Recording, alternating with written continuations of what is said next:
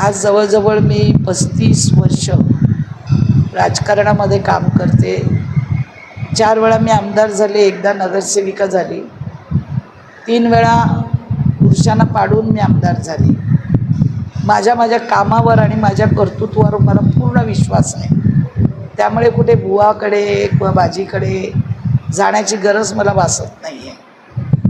ज्या या सुशिक्षित महिला स्वतःला सांगतात सुशिक्षित, सुसंस्कृत, आणि अशा पद्धतीने पदासाठी, मंत्रिपदासाठी किंवा आणखीन उद्योगामध्ये पुढे येण्यासाठी बुवाबाजीकडे जातात. खरोखर आमच्यासारख्या काम करणाऱ्या महिलांना लाज वाटते आज महिला म्हणून घ्यायला.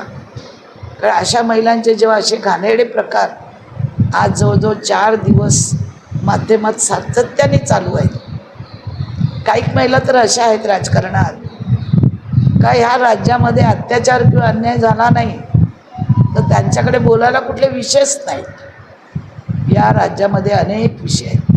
बालमजूर आहे, शेतकरी आहे, महिला आहेत, पाण्याचा विषय, गारी पडतात त्या शेतमालाचा विषय, अनेक विषय आहेत.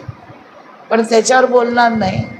बोलणार तर अत्याचार, अन्यायावर. आणि अशा महिलांना ताबडतोब आमदारकी पाहिजे, मोठी मोठी मंत्रिपदं पाहिजे.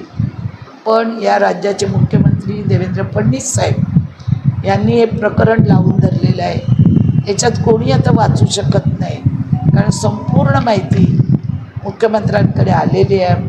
त्याच्यामुळे कोणी किती जरी सांगितलं की मी नाही त्यातली न कळीला वाचली तर हे कोणाला पटणारं नाही. पण हे महाराष्ट्राला भूषण पण नाही. आमच्यासारख्या महिला 35 वर्ष समाजसेवेच्या माध्यमातून काम करतो आणि काल आलेल्या या महिला ताबडतोब आमदार, ताबडतोब मंत्री. राष्ट्रवादीत मी 17 वर्ष काम केलं, पूर्ण महाराष्ट्र पिंजला. त्यावेळी माझे पाय गेले. मला वाटलं होतं मी आमदार होईन, मी मंत्री होईन, पण नको तेच लोक आमदार झाले आणि मंत्री झाले. अशी परिस्थिती आहे. पण आज हे राज्याचे मुख्यमंत्री हुशार आहेत, चाणक्य आहेत. कोणी जरी किती चमचेगिरीने लालूचगिरी केली तरी ते माणसं ओळखतात आणि ज्याला जी शिक्षा द्यायची आहे ती दिल्याशिवाय ते राहणार नाही, असं मला तरी आज सांगावंसं वाटतं. आणि खरोखर या कृत्याचा मी निषेध करते.